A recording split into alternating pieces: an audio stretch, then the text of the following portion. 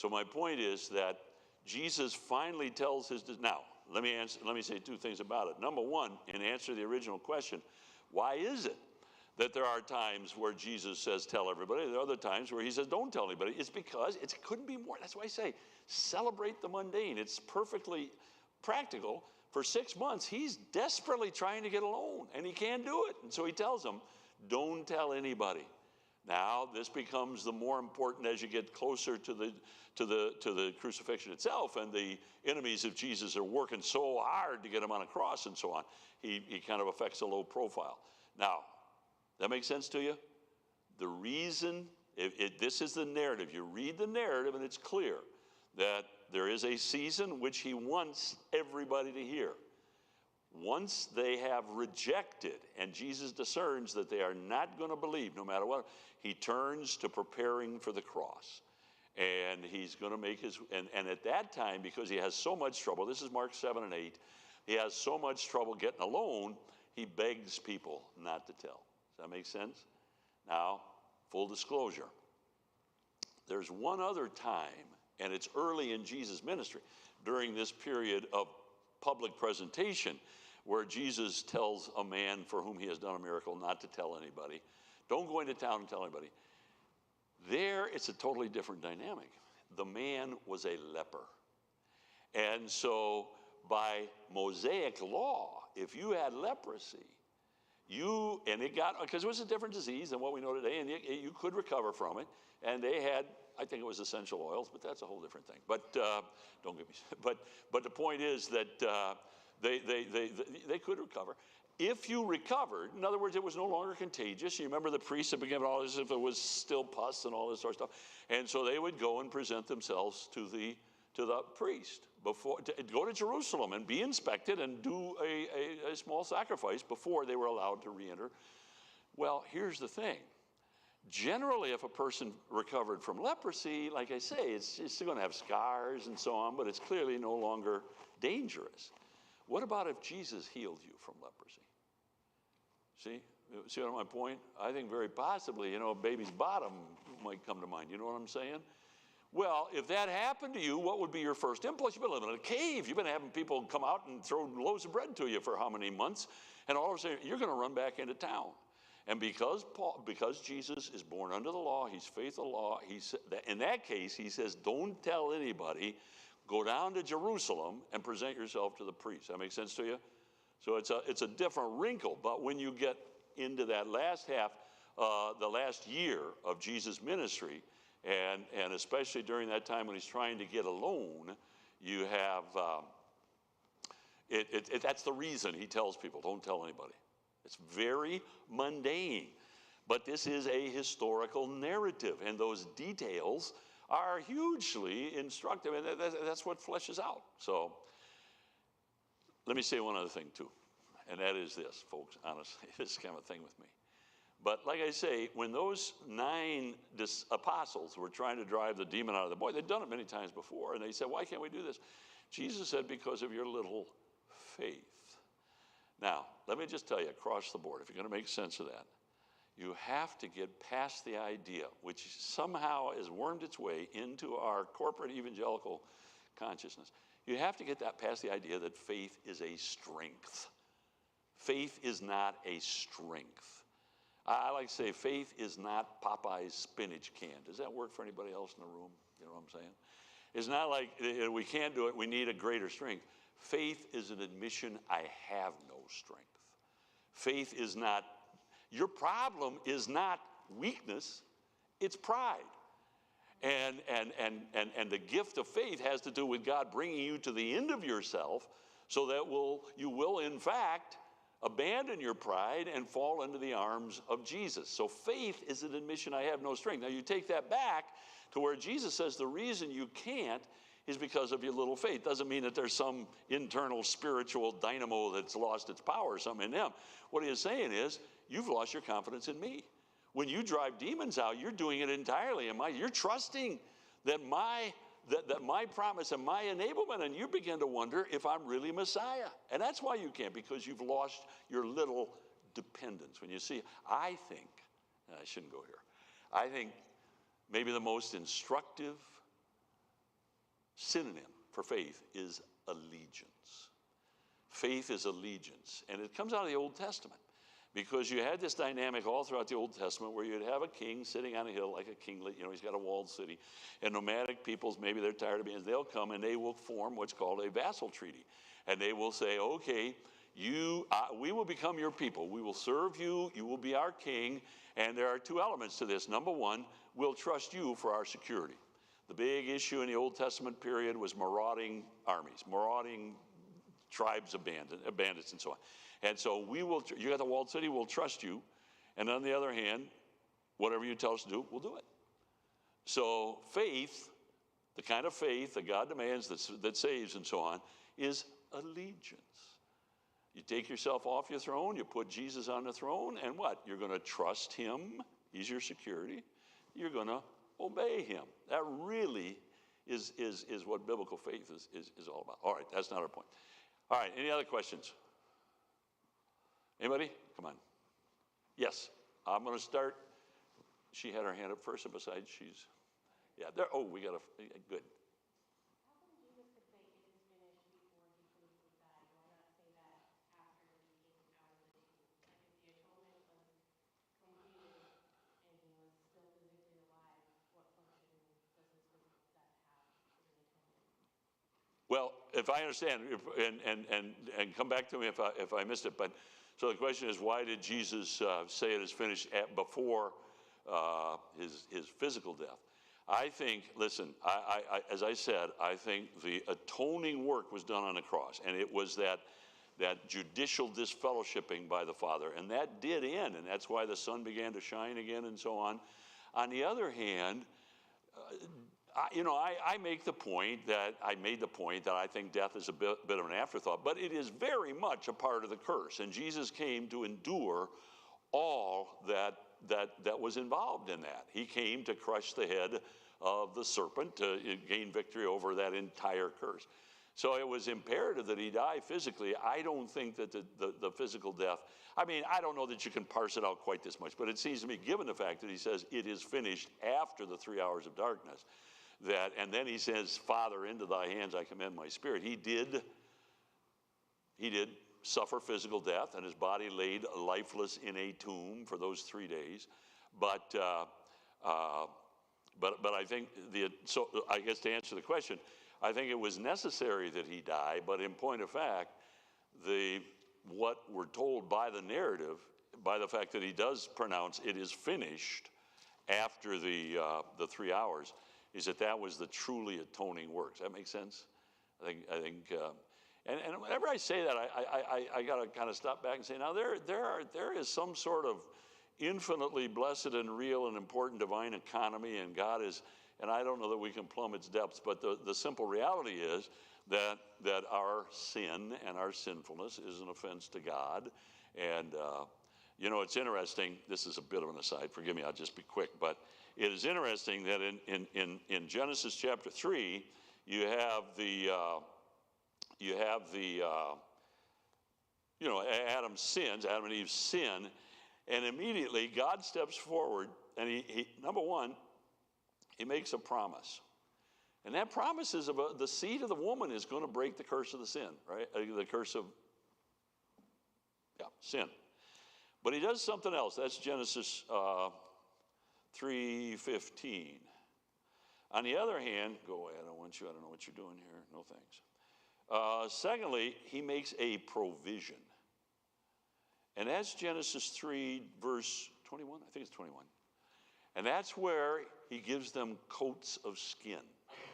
Now, folks, those animals did not zip off those coats, right?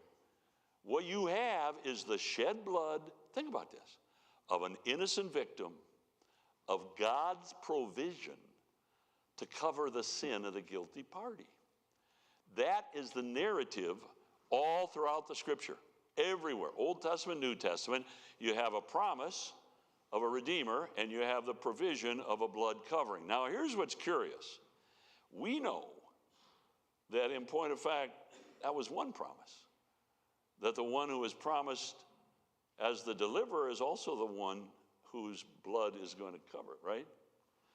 When did God make that known? See, I think it's after the cross. It was the cross that taught us that, in point of fact, that promised deliverer was also going to offer himself up as the sin covering. So I go back to it. Whatever's going on the cross, it is absolutely consonant with and the culmination of all that God had taught all through those years before the cross. Okay, yeah, friend.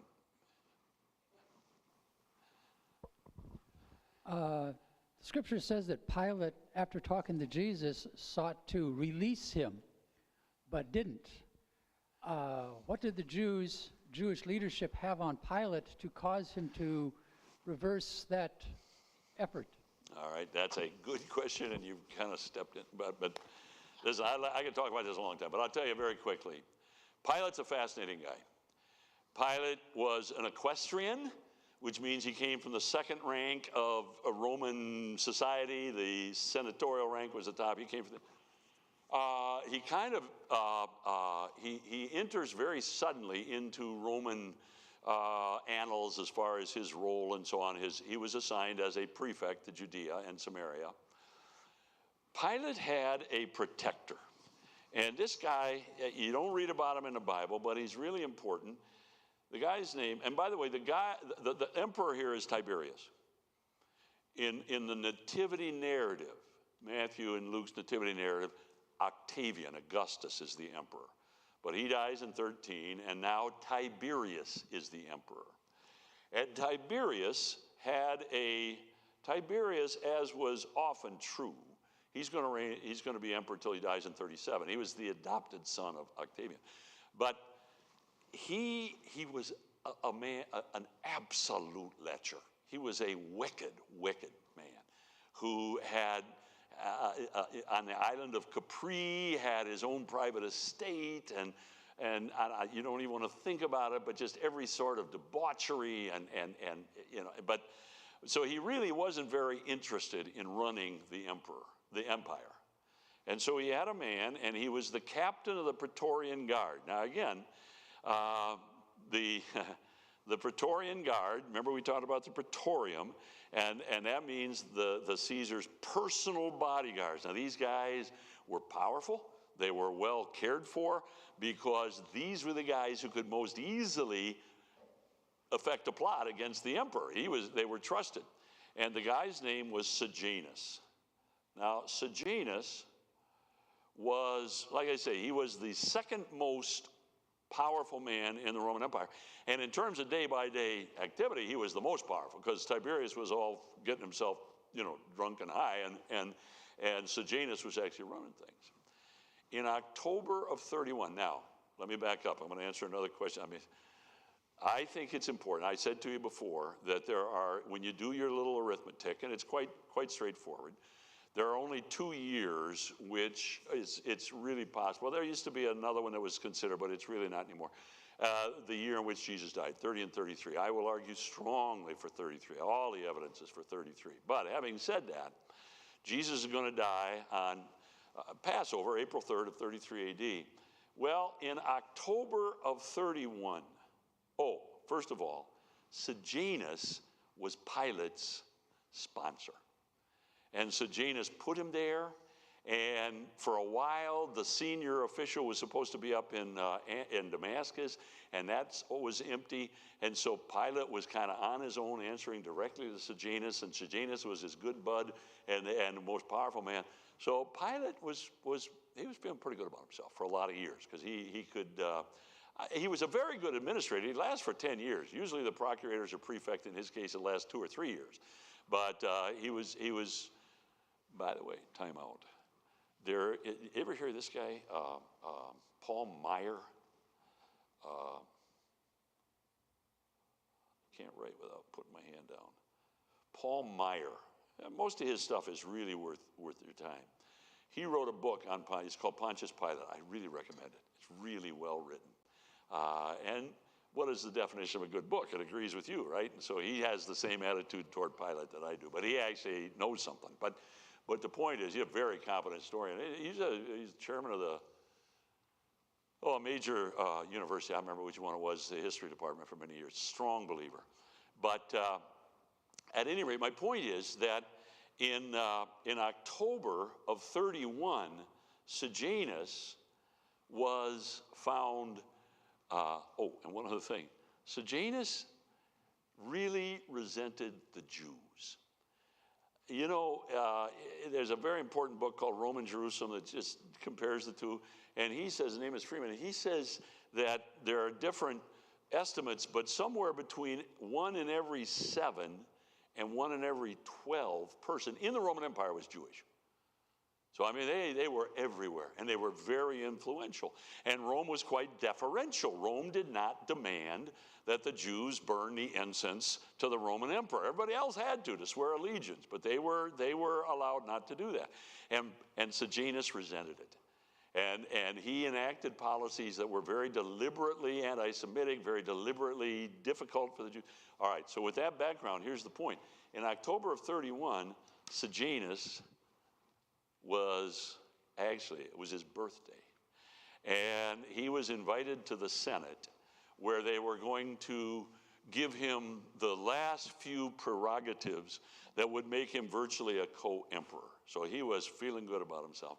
When he got there, Tiberius had sent a letter, and in the letter, he revealed a plot that had been discovered where Sejanus was trying to assassinate Tiberius. And so he demanded that the Senate immediately take him out to that stone by the Tiber River and bash his head in. So in October of 31, Sejanus was executed. Now, it's a little mysterious to know how it is that Pilate, there was quite a purge, you can imagine. But Pilate was good at what he did, and we don't know much about it, but somehow he survived that purge. But now, do you see where I'm going? As of October 31, Pilate didn't have a protector. Furthermore, because what Tiberius did is reverse a lot of those anti-Jewish policies. And so here's Pilate running Judea, you know, the headquarters of Judaism, and he knows that Tiberius is in a mood to support them. And furthermore, there had been 2 incidents, they're oftentimes overplayed, but there have been 2 times where Pilate had kind of stepped in a cow pie, you know what I mean, with regard to doing something that made the Jews mad and the Jews to appeal to Tiberius, and Tiberius made him reverse it. So like I say, he'd used up all of his coupons, and he knows he has no protector, and explicit in the text is when the Jewish leaders can't get him to do, you know, they've tried everything, and finally they say, if you don't crucify him, we're going to tell Tiberius. You're not a friend of Caesar's. That's a formal, you get a plaque, put it on your wall, friend of Caesar's. And you want to be a friend of Caesar's. And they say, we'll tell Tiberius. And so, but again, I want to insist that as much as that negative fear and so on, there was also this remembrance that Jesus had pretty much given him permission to go ahead. You know, this isn't your fight. Remember that passage. You're only here because you've been given this assignment. So there really is good explanation as to, historically, as to why it was that Pilate, quite frankly, caved, because he did cave. You know, he acquiesced. Now, let me tell you one other thing. It's taking it a little far, but it doesn't hurt. I think you're well advantaged to know this. There are those, and especially the unbelieving Jewish community. There is a site, for instance, you can go to. There is a huge, and you might expect this, apparatus or different organizations within the Jewish world, the unbelieving Jewish world, the non-Christian Jewish world, that resist very strongly evangelism in the Jewish world. And there is one called Jews for what? Judaism. So there's a place called Jews for Judaism. And it's kind of my go-to place. I can easily find what are they thinking? How are they reacting? How are they explaining things? In order to resist the gospel and the truth of and they will argue, among others, that the story of Jesus and Pilate is entirely manufactured. And this is their reasoning. They say, we have extra biblical references to Pilate that indicate that he's a strong-willed, imperious, unthinking, rather cruel, brutal, heavy-handed prefect. And yet, here you have this story in the scriptures, in the Gospels, of him being very acquiescent. You know, we have him caving in to the Jewish leadership. And so they'll say those two stories don't mix. And so this perceived dissonance between the extra-biblical Pilate and the biblical Pilate is used to argue, well, probably what happened is that it was the Romans who hounded Jesus to death, and the Jewish leadership tried to put a stop to it. And they have all sorts of things. They say they tried to get Jesus to cop to a lesser plea, and they begged with Pilate. Have all these stories they made up about how hard they worked. It's all untrue, and they have no record of it, whatever. They just, this is what we would have done, and we know we wouldn't have done that. And again, their big argument is that the Pilate of the gospel seems so different from the Pilate of extra-biblical history. Now, I'm going to say again, the picture of Pilate as a rogue is horribly overplayed. This is tall grass, but there are two ancient Roman historians, Philo and Josephus, both of whom I think commit character assassination against Pilate because they have an axe to grind. They have something they need to make Pilate look as bad as they can for something that's going on. I could take you through it. But however you like that, I go way back to it. To whatever degree there is a perceived, and I think it may be much more, greatly overblown, whatever degree there is a perceived dissonance between the Pilate of history and the Pilate of the Gospels, it's really well covered by that issue of Sejanus. He was without Sejanus. And even secular historians will acknowledge that this would have changed everything. And I'm going to add to it one more time, Jesus putting his, looking him in the eyes and saying, this is not your fight, so I think you got to add that. All right, any other questions? All right, it's getting late, so yeah. Nate? Oh, you got to have a microphone. Folks, you got to go? Just go, okay? No. Okay, real quick. I don't do brief. Yeah. That's the problem here. You may have addressed this in session 2. I hope I didn't miss it, but if I did. So in Matthew, when Jesus is entering the city of Jerusalem in the triumphal entry, he enters and he goes directly to the temple, according to Matthew and Luke, I believe, Matthew 21. And he cleanses the temple, which doesn't seem very messianic as a king, what a king would do, right?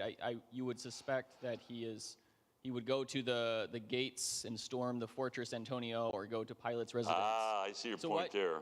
But Matthew says that the people came, the blind, the sick, and they came and he healed them.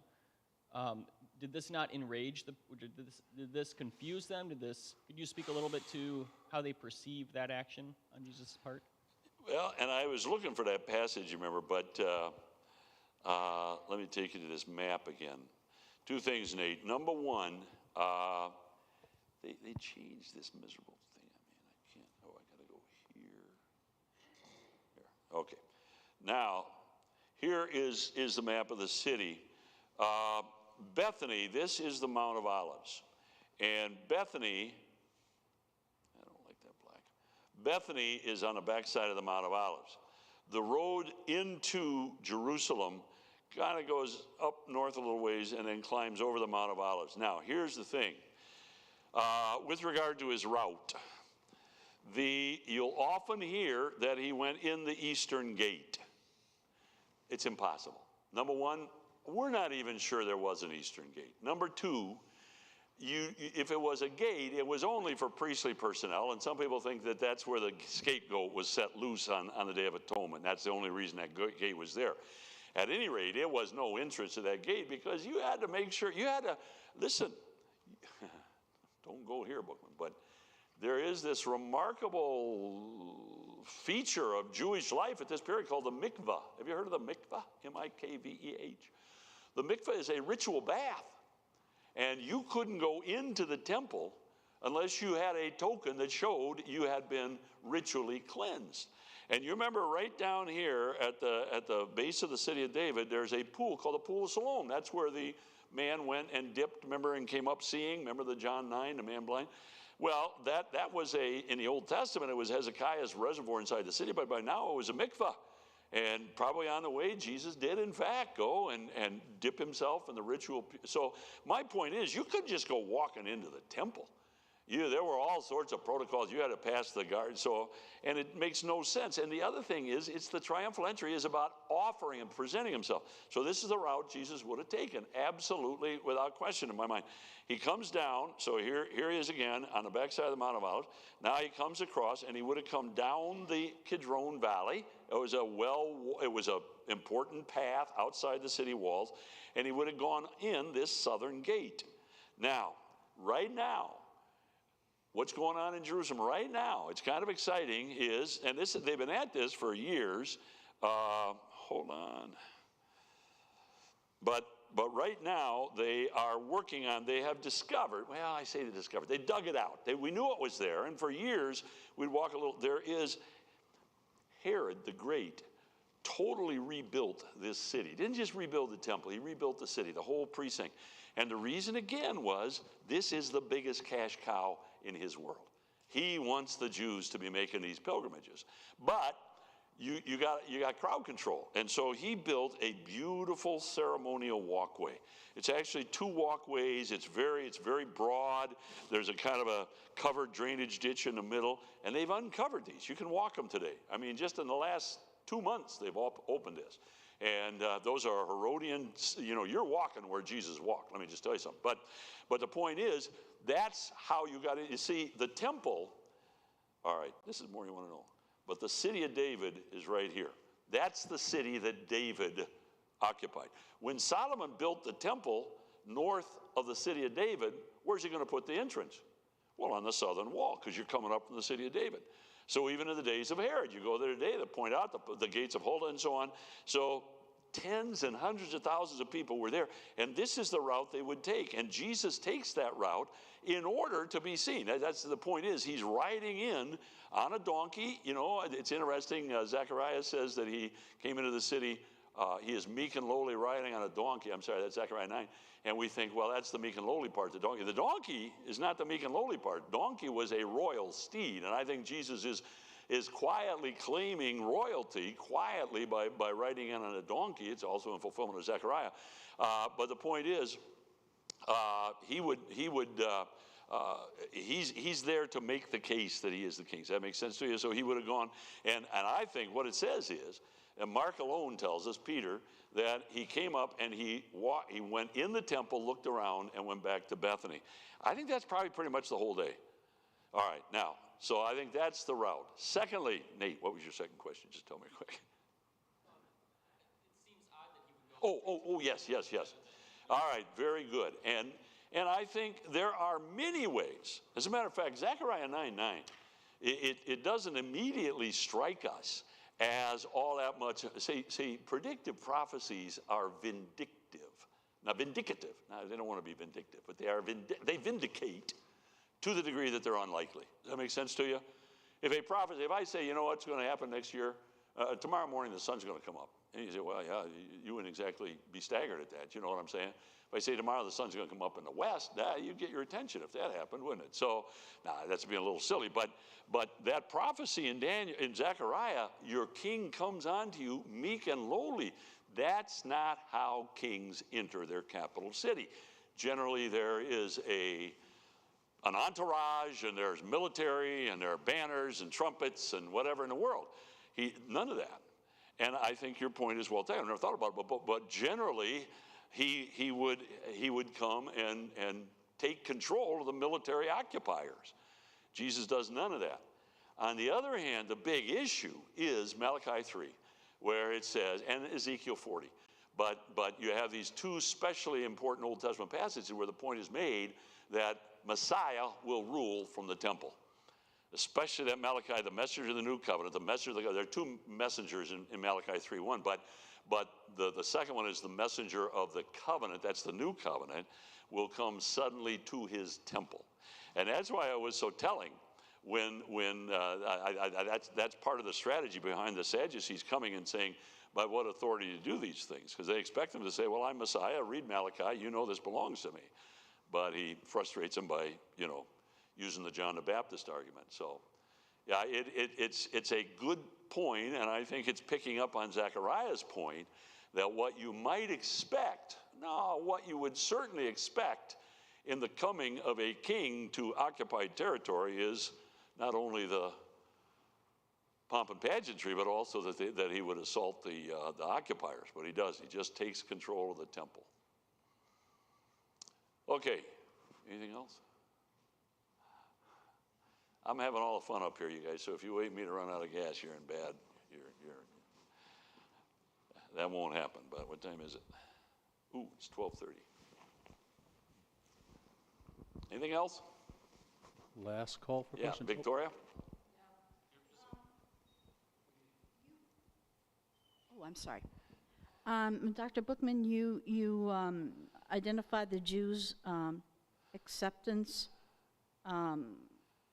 non-acceptance of Jesus as hypocritical and superficial. Yeah. Right?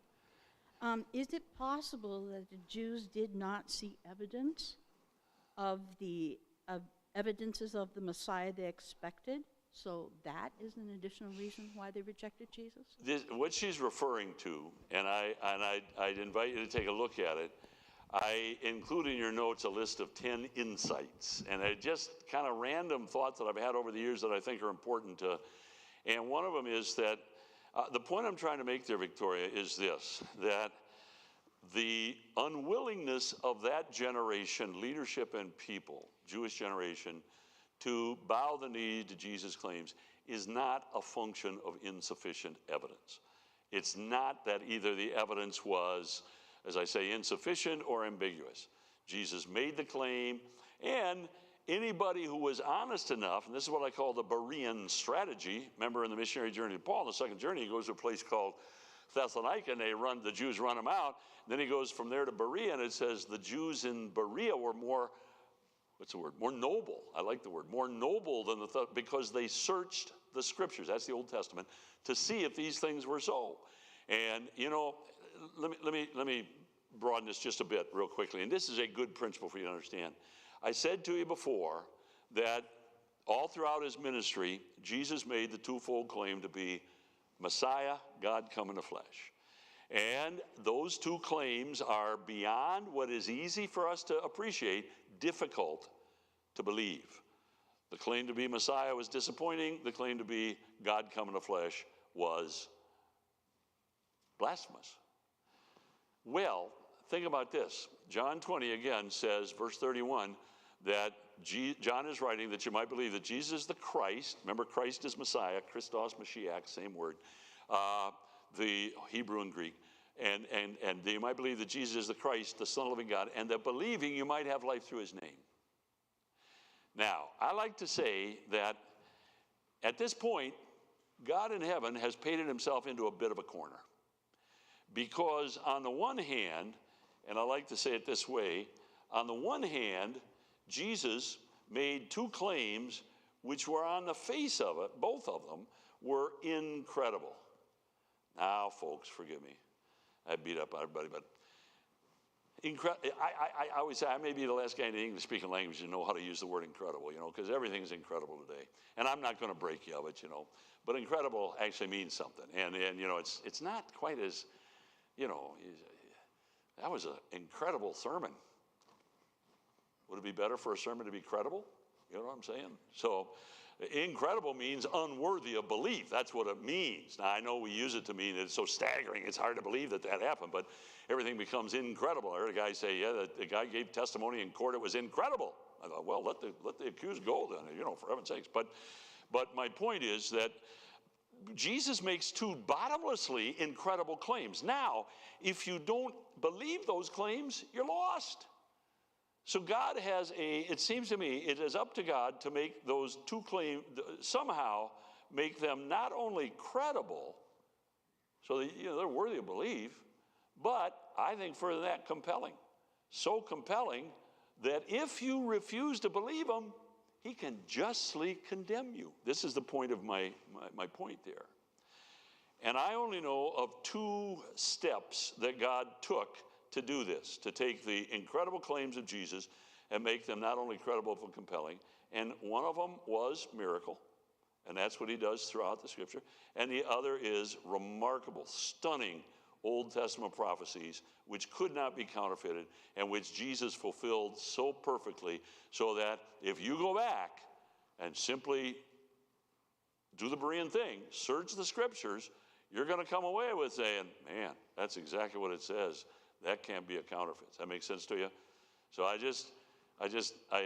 react against the idea that if Jesus had worked, God is very much in the business of nailing down the lid of a coffin. You know what I'm saying? And you follow the ministry of Jesus, and he keeps going back and back and back, and to make sure that there's no fine print here. Nobody's going to be able to say, well, if you just made it a little clearer. Does that make sense? So that's what I'm after, and it really is kind of stunning. Not only the miracles, and Nate mentioned it. I had missed this for a long time.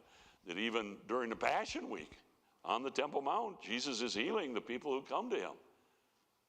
That throws the unbelief and the anger and the murderous intent of the leaders into rather sharper focus, doesn't it? We got to get rid of this guy.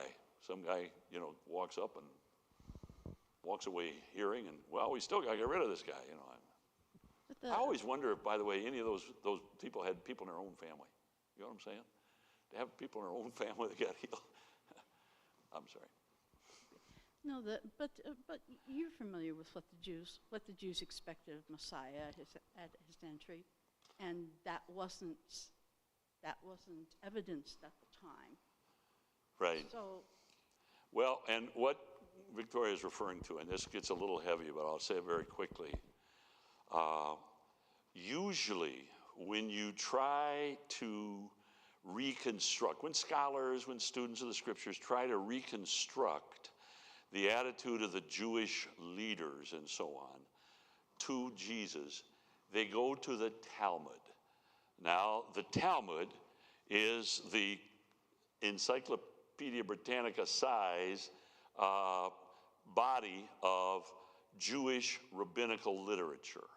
And it includes the Mishnah and then the Gemara, which is commentary on that. I won't get into it. It's very convoluted. But the point is, and the Talmud does, I have a quote in your notes from the Talmud, which cites a first century rabbi, but it wasn't written. This is so important. The Talmud began to be written in about 250 AD. So about 200 years after Jesus, this actually began to be written. And by that time, and this is a scathing indictment, but I think it's demonstrable, by that time, the Jewish world had set itself in opposition to Christianity. They defined themselves. Now, I love all things Jewish. And I love the land of Israel. I love to be there. But the reality is that, I'll give you an illustration. You know what it is to make aliyah? Are you familiar with that?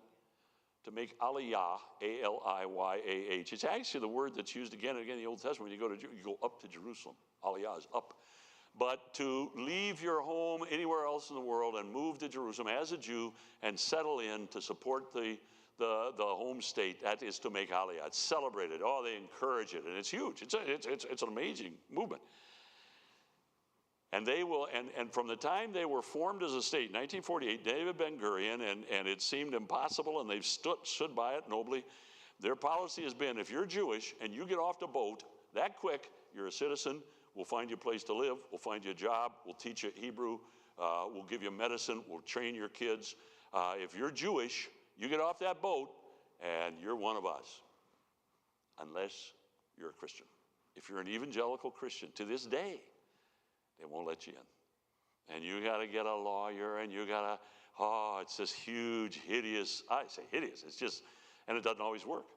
So I got friends who are very Jewish and got a heart for Israel, just wanted to go back with a business. They weren't going to leech anybody. One guy had a plumbing business, and he had it all set up, and he knew he was going to go. They wouldn't let him in, simply because he is a believer in Jesus. Now, what that suggests, and this is serious indictment, and I think it's a function of, spiritual realities. But today, even the Jewish community doesn't define themselves in terms of what they believe, but what they don't believe. You can be Jewish and be Buddhist, that's okay. You can be Jewish and be Muslim, to be honest with you, but not as much. But you can certainly be Jewish and be atheist. Most of them are in Israel, and even in America, at best agnostic and mostly atheist. But you can't be crazy. Now, where am I taking you with that? My point is simply this, that by the time the Talmud is written, the Jewish community, especially the leadership which is writing the Talmud, is primarily about resisting Christianity. It's exploding, it's invading. And so they are framing themselves in their thoughts. Now, they got the Berean problem. They know that the reality is, if you simply go back to their scriptures and ask the question, does the Nazarene fulfill these prophecies, these anticipations? Absolutely he does, perfectly. There's no point at which Jesus fails in any specific recognizable anticipation of what Messiah should be. Now, he's not a conquering Messiah yet. That's the mystery of the two comings in 1 Peter. But does that make sense to you? So the Jewish world, and this is heavy. The Jewish world, in order to deal with that reality that their own scriptures, if simply read, will lead to the conclusion that Jesus is in fact Messiah. And therefore, quite frankly, and I can trace how this happened primarily through a thinker named Philo, they invented a hermeneutic. And it is the spiritualizing hermeneutic. It is the idea that there is some mysterious coded meaning to those words on the page. And you can't simply read those words and know what they say. The rabbi has to tell you what they say. And so rather than studying the scriptures today, one of the realities that Jewish evangelism outfits, I worked with Friends of Israel for several years, one of the reasons one of the things they encounter is that Jews do not know their own scriptures. You assume they do. You assume you can talk about Daniel and the lion's den, they know what you're talking about. They have any idea, because they're not allowed to read their scripture. I mean, it's not quite that, but they're not encouraged. And what they're taught is that if you read the scripture for yourself, you'll think they mean what they say. They don't mean that. They mean something else. And so they developed a hermeneutic, which was designed not to help them understand the scriptures, but to help them avoid what the scriptures were saying. Now, that's a severe indictment, but it's not mine, and I think it absolutely. Now, let me tell you something. Philo, a Jewish thinker from Alexandria, who was a lot more committed to Socrates than he was to Moses, but Philo was the guy, and he wanted to be able to read the Hebrew scriptures consistent with the Greek philosophers, which can't be done. And so he introduced this, and then Philo taught it to a guy named Origen, who taught it to a guy named Augustine, and therefore it came into the Christian world. And this whole body of people who insist that, well, you got to spiritualize, you got to allegorize. When it says 1,000 years, doesn't mean 1,000 years, just means a long time. And so that whole debate today in our world between, do you read the Bible literally, in which you believe that Jesus is yet to come to establish a kingdom, or do you read it allegorically, and you wax nose it, and you make it say what you need it to say, in which case you can argue that Jesus already came and established a kingdom, and it's just God's rule in your heart, he's never coming back. I mean, he's not going to reign on this earth. My point, though, is this, that I'm going to go back to it. That mentality only begins to manifest itself in ways that we can trace about 250 AD. So you go back to Jesus' day, and I think, and this is the Berean thing, it was a synagogue of Jews in Berea who said, okay, let's do it, and got their scrolls out and started going through them, looking, oh, look at there, look at there, look at there. Sure enough, Jesus, this Nazarene. Now, they didn't know him personally. Paul was telling them, but that's what he says. That's sure, it matches. So it is, in fact, the great bane of human history, in my mind, is spiritualizing hermeneutics. That is, insisting that there are secret coded meanings that only the erudite and informed can really discover, and you can't read it for yourself. It's what gave us, to the degree that believe there was a dark ages, that's what gave it to us, you know. You take the Bible out of people's hands, not physically, but by just telling them, yeah, it doesn't make any sense to you. And that's what's Mike Rydelnik. Do you know that name? He's got a radio program. He teaches at Moody. He's a good friend. I love the guy. But he has a book called The Prophetic Hope, and in it he tells about his own experience. And he tells about he was raised, I can't remember where, I think it was in New York, but he had a very Jewish family. And I think it was his sister, but it might have been his mom, but I think it was his sister who came to the Lord. And they would have all these arguments, and he was studying the Talmud, and he had all these rabbinical arguments, and she would try and take him to the scriptures, and he would deflect and say, but the rabbi says, and the fathers say, and all this sort of stuff. And finally, she just said, all right, I'm done. She said, Mike, you know enough about what Christians claim about Jesus that you can see it. I'm begging you, leave all that behind. Read your own scriptures. Start anywhere you want. Read your scriptures and tell me if you don't see Jesus. He got saved. He teaches at Moody for all these years. But that's what has to happen. They have to leave the habit of mind, which has been very carefully developed, and just let the scriptures be the scriptures. You know, let them say what they're trying to say. All right. All right.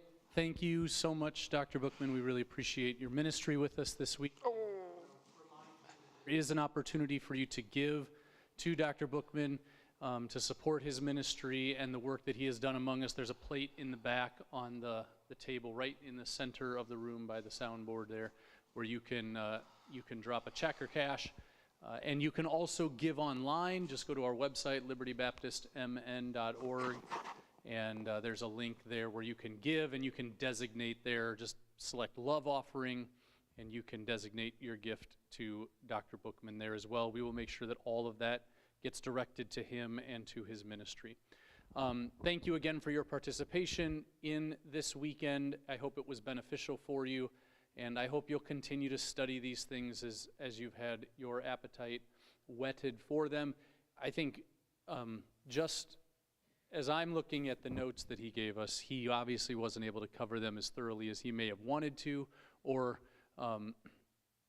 wanted to. So read them. Read through what he has there. I think there's a lot of really valuable information in addition to what he was able to say, and I think you'll find it really valuable. So hang on to those notes. I think you'll find value in them in the future. Let's close our day in a word of prayer. Thanks again for being a part of it. Heavenly Father, we thank you for your grace to us. Thank you for the ways that you've manifested that, most of all in Jesus Christ, who gave his life for us.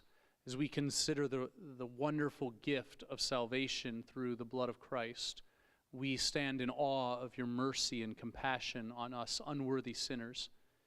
But we also thank you for the grace that you have given us this weekend in allowing us to hear from one of your ministers, Dr. Bookman. I thank you for the things that you have taught him through the years and the things that he has been able to teach us. I pray that we would not sit idle on the things that we have learned, but that we would add to them and continue to strengthen our knowledge of your word, be students of your word, and then be all the more equipped to encourage each other with these truths and also to spread this good news to our neighbors, friends, and family who have yet to believe the gospel.